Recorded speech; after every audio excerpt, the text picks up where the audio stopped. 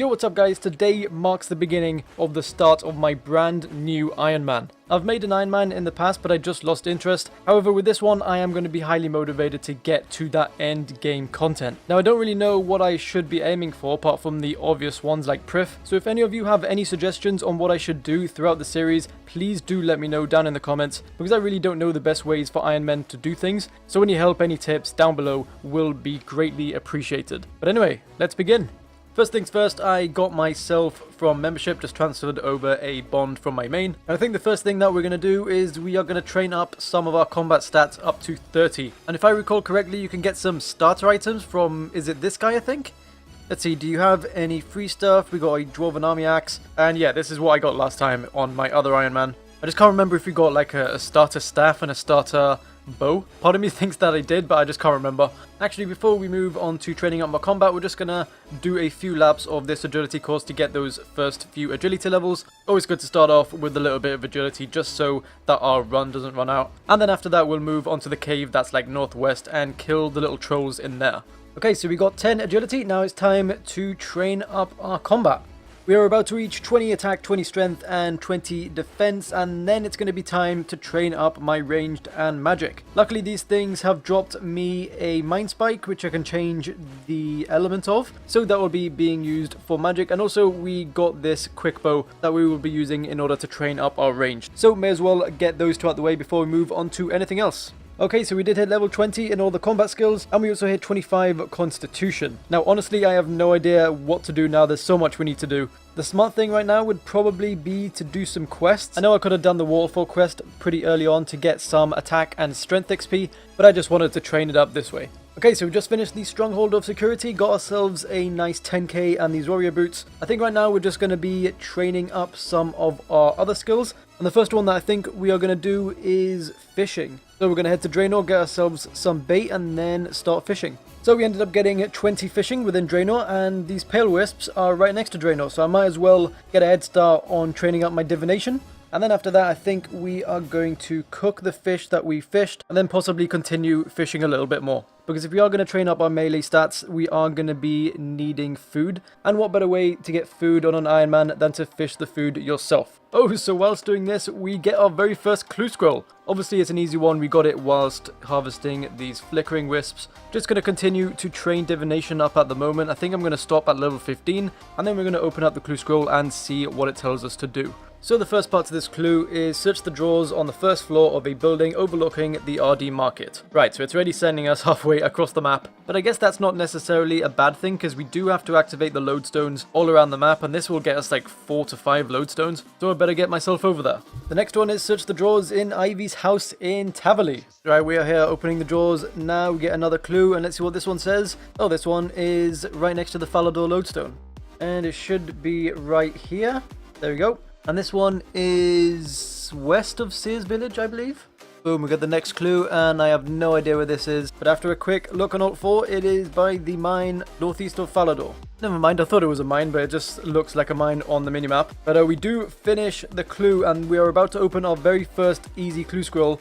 And let's see what we get. We get 622k right off the bat. Black plate legs H2. What a great first casket. Now I have no idea what the drop rates are on easy clues, but I mean the majority of my elite clue scroll rewards cost this much. So this must be a very decent one. And on top of that, we get 150 air runes and 50 mithril arrows. I'm sure those will come in very useful. We have gotten up to 35 fishing and 35 cooking. Now whilst doing this, I've been thinking about what I can do, and I've actually decided to set myself a few goals. So the first goal that I am setting for myself, and the first goal that is going to be completed during this episode, is that I want to get access to Menethos. Mainly because I heard that the Corrupted Scarabs, like mini event thing that happens in Menethos, is really good for Ironmen, at least early on, so I want to get that as early on as possible. And plus, once we get mid-level fishing, thieving, mining, etc., we will be able to train up those skills in Menethos. So we might as well get that done early on. And then the next mini goal that I want to set for myself is to complete the quest Royal Trouble. Now there are quite a few requirements in order to actually complete that quest, and the main reason I want that done is for the Miscellanea Kingdom. I've heard this is also really good for Ironmen because you can obviously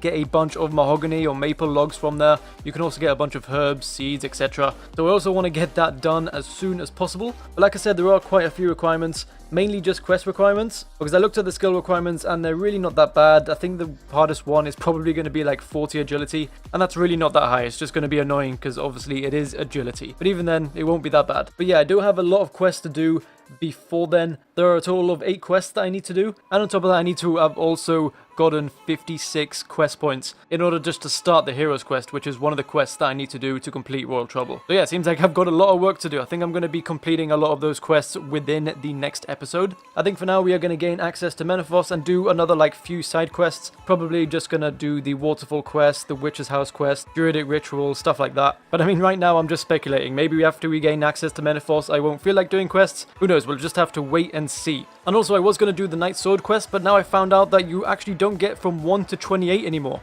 You only get the XP once you hit 28 smithing, and then once you hit 28 smithing you go from 28 to 35. So I guess when we do smithing we are just going to have to get those first few 28 levels up by ourselves.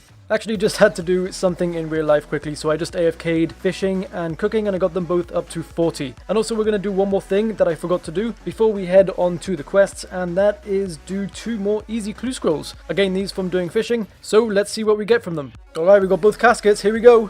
First one is 3.8k, 3 of these teleports and an earth talisman.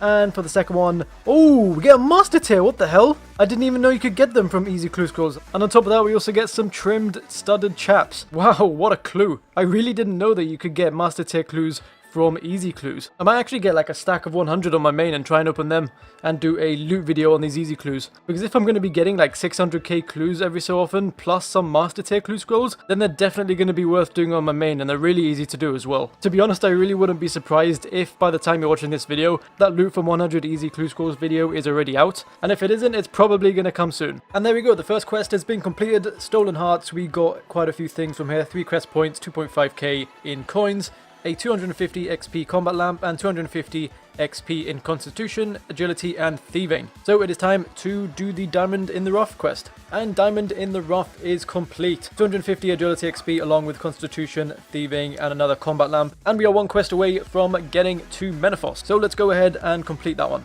And we are here, we have made it to Menethos, but we are going to finish the quest quickly because it is a relatively quick quest. And there we go, the Jack of Spades quest is completed. 500 Agility XP along with Construction, Dungeoneering, and Thieving. And obviously we got access to Menethos, which is the main thing. Now whenever we hit the mid-level in the skills that I mentioned earlier, we will be able to come here and then train them a lot easier. And another quest completed, we finally decided to do the Waterfall quest, and we're up to 33 attack and 33 strength from 20. So a very nice 16 levels gained from just that quest. Druidic Ritual is completed, and I've decided to start on the Heroes quest requirements. This is one of them, and the reason that I want to get the Heroes quest done is so that I can get Royal Trouble done. And I think I mentioned this before, the Heroes quest is a requirement for Royal Trouble, and obviously the Throne of Miscellanea quest. And I know I may not need to do this yet, because obviously I won't have any coins to put in the coffer of the kingdom anyway, but I just want to have the kingdom there readily available in case I do want to just funnel money into there.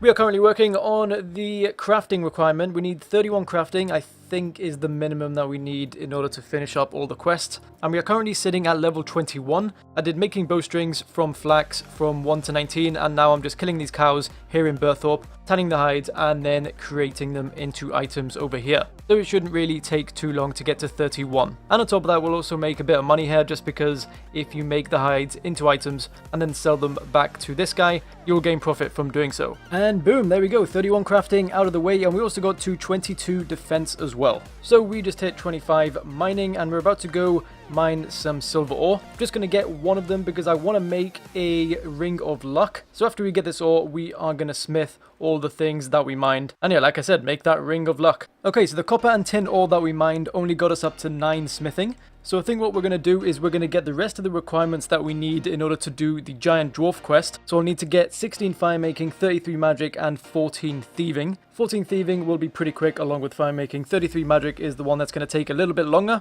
but it's fine because after we complete that quest, we will get 2,500 smithing XP, along with a lot more XP for some of our other skills. But the smithing XP is the one we are doing it mainly for, because that'll make us jump to around 17 smithing. And then I can just use the iron ore that I've already mined in my bank to get up to 20 to make the ring of luck. So whilst I was getting that 16 fire making, I thought I might as well just make it an even 20, along with 25 wood cutting and 10 fletching.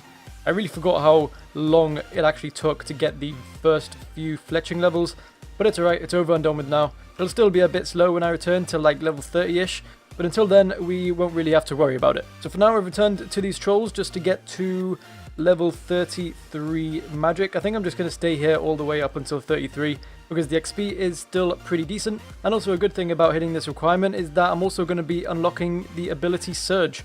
So I'll just be able to go around the map a lot quicker. And there we go, level 33 magic is one of the requirements for the giant dwarf, and plus these other couple of quests. And I think we're going to leave it there for this first episode. I'm going to complete the giant dwarf quest in the next one. And like I said at the beginning, if you have any suggestions on things to do, please let me know down below. But for now, thank you for watching episode 1. I hope you enjoyed it. Subscribe if you are new, and I will see you in the next one. Peace!